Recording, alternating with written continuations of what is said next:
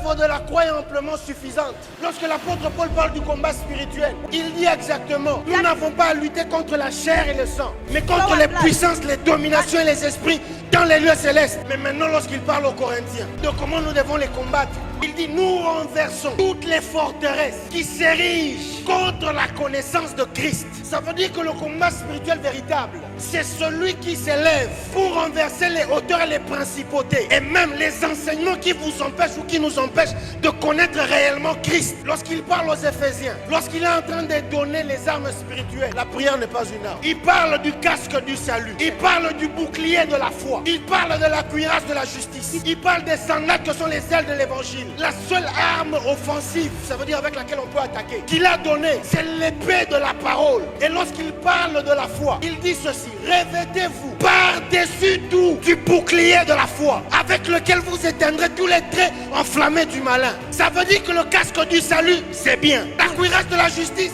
c'est bien. Les sandales de l'évangile, c'est bien. La ceinture de la vérité, c'est bien. Mais la seule arme qui vous donne de vous protéger entièrement, c'est le bouclier de la foi. Et lorsqu'il est question de foi, la foi n'a pas besoin de la taille, c'est juste la foi. Il est écrit, si vous avez une foi comme un grain de moutarde, vous pouvez ordonner à une montagne, ôte-toi et jette-toi dans la mer.